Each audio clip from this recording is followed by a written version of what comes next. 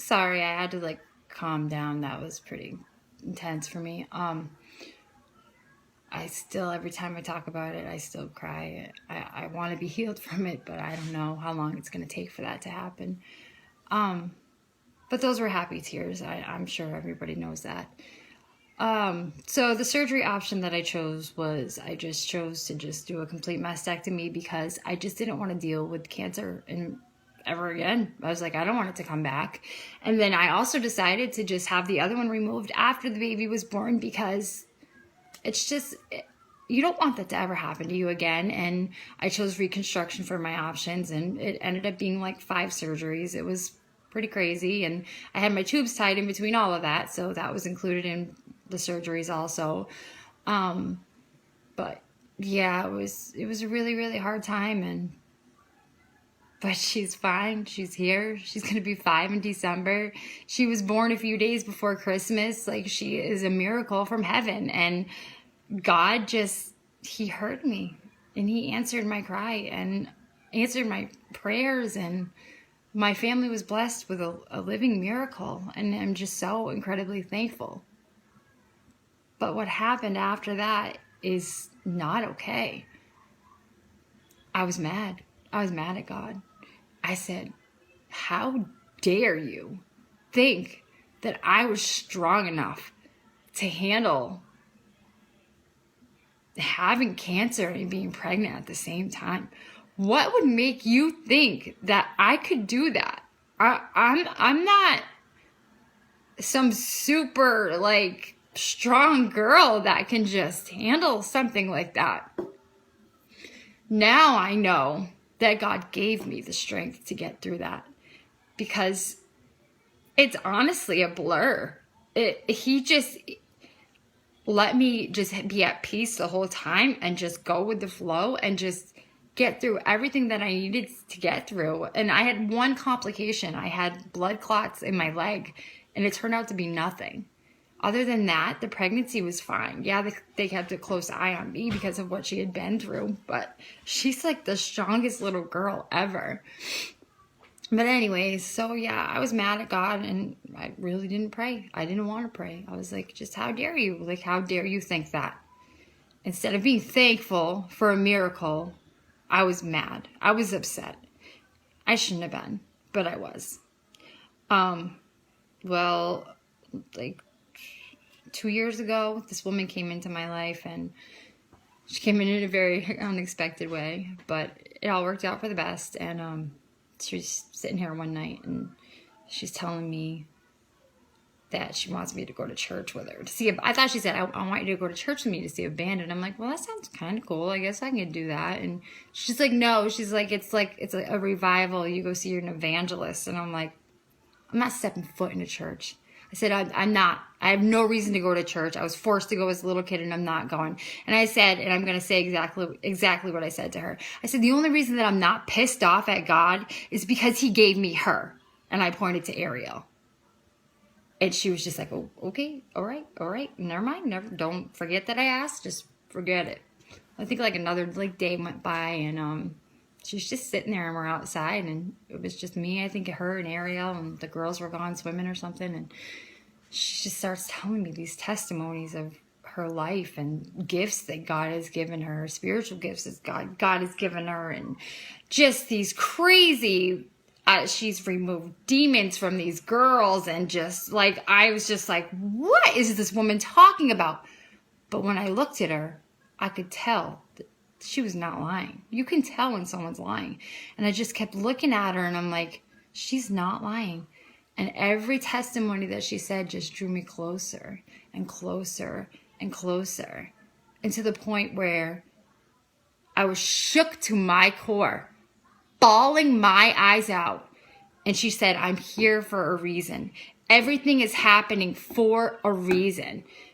And then all of a sudden, our girls walked in the room, and she's like, watch what God's going to do. And she started twirling her hands like this. And as she's twirling her hands like this, she's saying, watch what God's going to do. He's going to allow us to keep talking. It's going to be like the girls aren't there. While she's twirling her hands, I can see golden trails encircling around her hands. And I'm like blown away. all of a sudden the whole entire room, and it's this room I'm in right now, went into slow motion. The girls were in the bathroom, and all I could hear was, it sounded like Peanuts characters, them talking. It was like, rah, rah, rah. This big, like, I don't even know how to explain it. It was like something just like grabbed me and hugged me. And it was like this big, warm, comforting embrace. And I stood up and I screamed at the top of my lungs and I ran out of the room. And she gave me a minute. She knew what was going on and she gave me a minute to calm down. And she's like, "Are you okay?" And I'm like, "I don't know what that was. What just happened? What just happened?" And she's like, "I had no idea that was going to happen."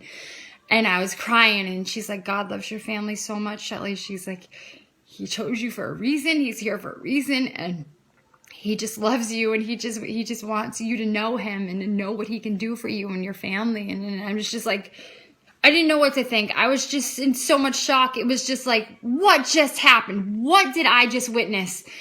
And I just remember feeling peaceful. All of a sudden, just this peace came over me. And she just kept saying, "He loves you so much. He loves you so much, Shelly." And I was like, okay, all right. I don't know what just happened, but all right. So she's like, "Do you want to go to church now?" And I'm like, I think I do. I was like, that was incredible. I want to go to church. So we go to church and I walk in and I'm like, this is crazy. Everybody's like singing these worship songs and it was like a band. It was like a really cool music. It wasn't like all holy, holy, holy with the organ playing like I used to listen to in church. And it was like something new. And I was like, people were like raising their hands. Ariel, hold on. Hold on, okay? What do you need?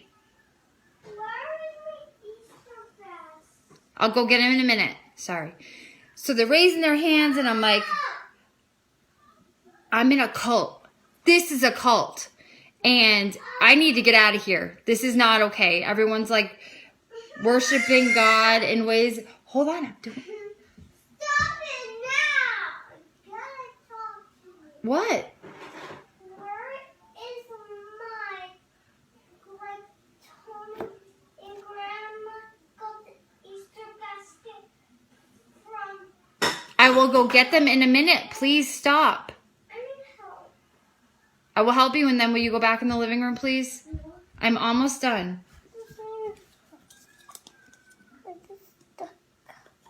Go back in the living room for a few minutes, please. Thank you very much. Sorry about that. Okay, so I was like, I gotta get out of here. I gotta get out of here. And then they were done worshiping, and then the evangelist came and he spoke, and he was just like really calm and just talking about God in ways that I'd never heard, but he was very, very calm, and I liked him. It was fun to listen to, and I'm just gonna say this right now because people need to know this when they do finally have God come into their life. That was an interruption by the devil, because the devil does not want me telling people the truth. He does not want people telling people my testimony about how God came into my life, because the truth will set you free, and he doesn't want anyone to be free. He wants everyone to be held down and in bondage their entire life, whether it be depression, addiction, you name it. You know what the devil does. Anyways, yes, that was an interruption by the devil. But I'm sitting there and I'm listening, and he called everybody up for an altar call, and I'm like, just sitting there, and I'm like, I'm not getting up. I was like fighting a horrible, horrible headache like the whole time I was there. But I still fought. I fought through it, and Crystal was with me, and she's like, "You coming up?" And I'm like, no one had even been up there yet. She wanted me to go up there first. I'm like, I'm not going up there. Puts out her hand. I just got up and I grabbed her hand and I walked up and I kneeled down and I prayed and I said exactly what he told me to say. And I just remember just bawling my eyes out and saying, "God, I'm so sorry. I'm so sorry for turning my back on you after what you did for me and my family. The cancer's gone. Ariel's fine. I mean, everything worked out the way it was supposed to work out, and that's because of you. And now I know you in a whole new light." When I told Crystal that I was mad at you, and the only reason that I wasn't like super mad at you is because you gave me Ariel, you said, "Guess what, Shelly? I'm going to show you something with your natural eye that you're going to be like, whoa, and you're going to come to church and you're going to know who I am and you're going to see what I can do for you.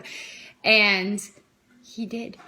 And I remember that whole night, I just felt that peace, and I'm like, I need Dennis to come. Dennis needs to come. I want Dennis to feel what I feel. And I said, I feel that if he's not feeling this way, then we're not going to work out, because now I want God in my life all the time, 24 hours a day, 7 days a week. I want Dennis to feel this peace that I feel. And he ended up going, and he didn't want to go, but he ended up getting there because it didn't matter if he wanted to go. God wanted him there, and it's God's timing. And I'm sure I've shared this on Facebook before, but Dennis was really actually sick that night, but he still went. I don't know if he went because I wanted him to go, whatever. He went, and he was listening to the evangelist, and he was just rolling his eyes the whole time, actually being so disrespectful. I was very embarrassed. But it came time for the altar call, and I was like crying, and I'm looking at him, I'm like, are you going to go up? And he's like, no. And I'm like, okay.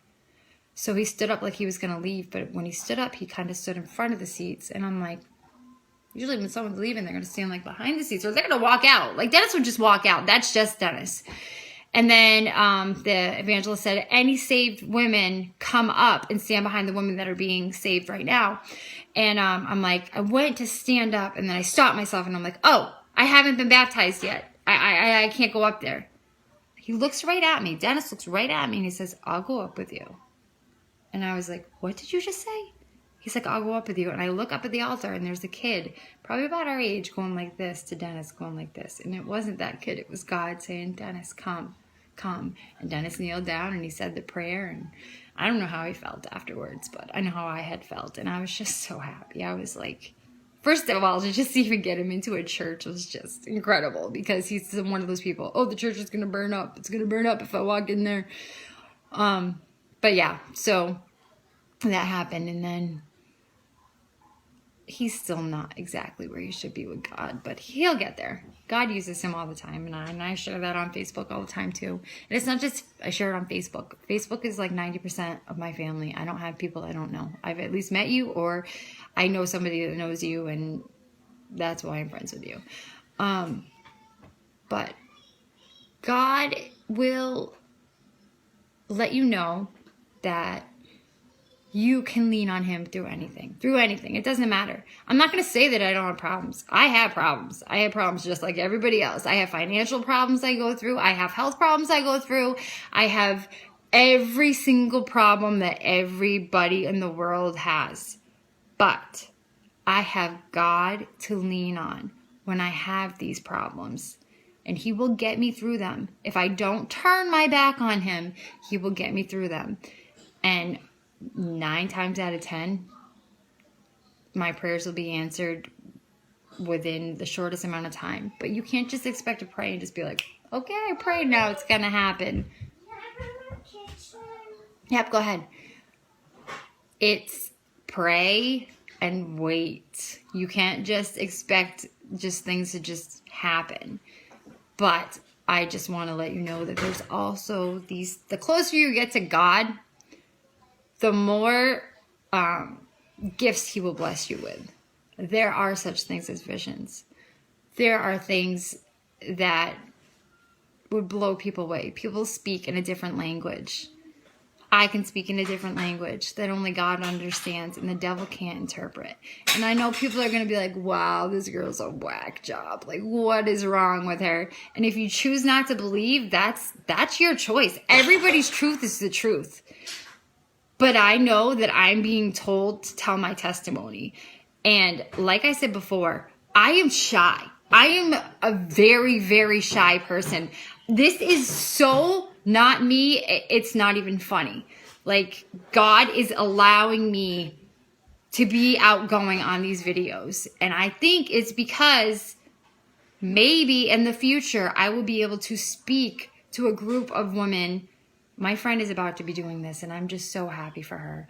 But in the future, who knows how long, how many years down the road, I will be comfortable enough to tell people the truth and let them know that God is real. He's alive. He is well. And the devil is real too. And it is hard. It is hard to be a Christian. You do fight. But the good things outweigh the bad things exponentially. It is incredible.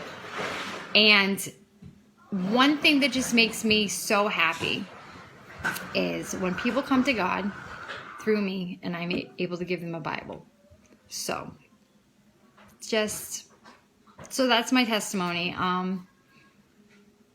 Like I said, if you don't believe it, you don't believe it. I can't force people to believe something they don't want to believe. I wouldn't have believed it, honestly. If I watched someone saying this video years ago, I would have been like, wow, that person needs to be locked up. But I also know that I wasn't ready.